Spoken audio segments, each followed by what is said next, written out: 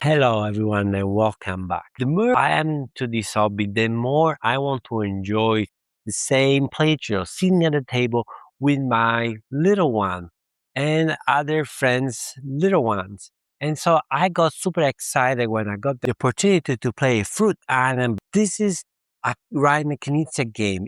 If you're in this hobby, you know Reiner Knizia is one of the most prolific and successful designers. And honestly, one of my favorite game all times come from these design. And so I was excited to try a game by such a great designer and also that allows me to introduce the hobby to little ones and have fun with them.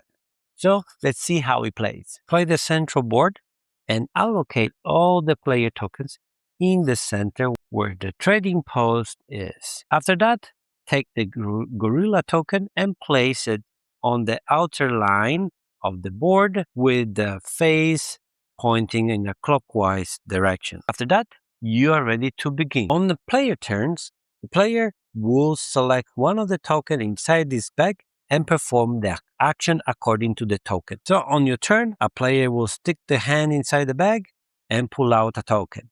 If the token is a fruit token, you will take the fruit token, look around the board, find the matching tree, for example, this one. And if you find an empty spot, place it right there. After that, the player can move 1, 2, or 3 spaces in a single direction. For example, if I'm the red player, I can take 1, 2, 3, and I will move in this direction and I will finish my movement there. Let's assume that I finish my movement in a completely full tree. In this case, I can collect all the trees and put it aside in front of me. I will place those fruits face up in front of me. Instead of drawing a fruit token, if I draw a gorilla token, I will move the gorilla token in the corresponding directions of the direction that a gorilla is facing to, and I will move as many number of spaces as indicated by the coconut, in this case, 1 space.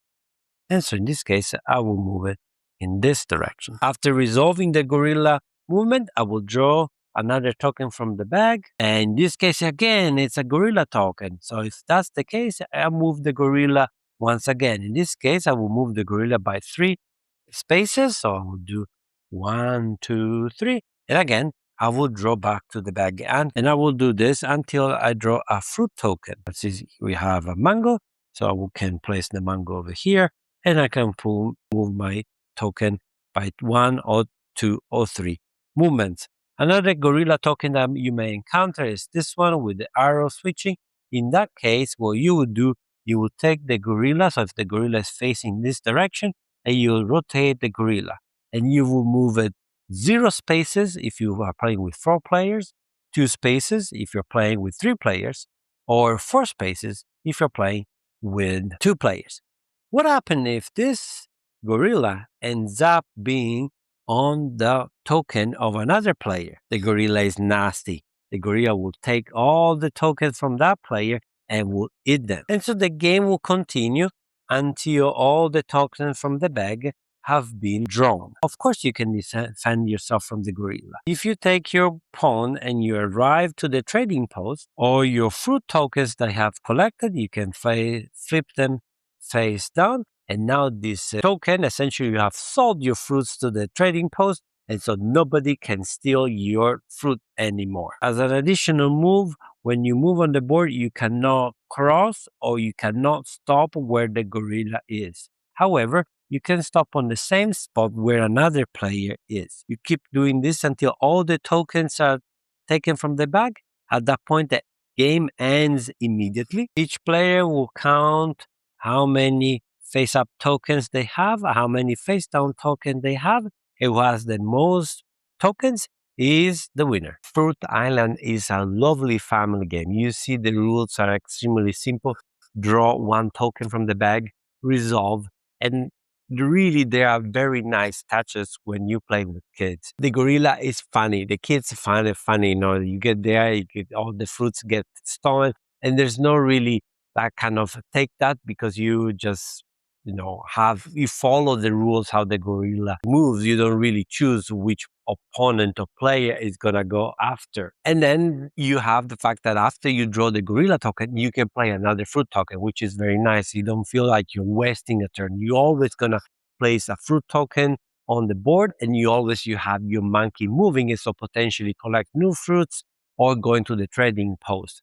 And there's that decision, right? You have the decision to move very efficiently, right? Meaning make a big loop and collecting all the trees to eventually score the fruit tokens and collect them a lot, and then go into the trading post only once, or you get a little bit of fruit to go to the trading post, go out to go to the trading post. This is safer but less efficient. There are not that many turns in this game.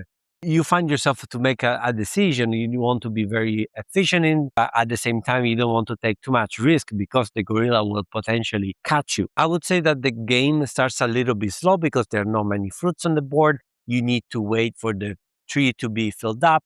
I can say that at a higher player count, there's definitely the trees get filled up very quickly, but at the same time they also get empty very quickly. The good thing is that there's a good distribution about trees and the distance between the trees. So you never be too behind, or there might be some cases where you draw a fruit and you fill up a tree that you maybe are too far from reaching it, and so someone else will pick it up.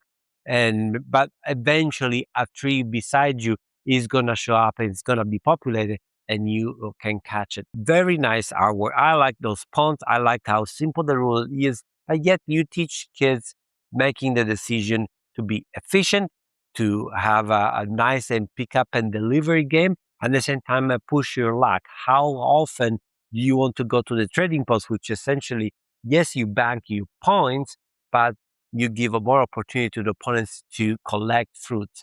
But at the same time, you have more opportunity to lose those fruits. So very, very nice balance there. So it teaches a lot to little kids. It teaches pick up and delivery, logistics, and planning ahead. And at the same time, evaluate your odds and what you think is worth it. And sometimes just simply go for it and run for the big score. And this is Fruit Island. This is coming on Kickstarter.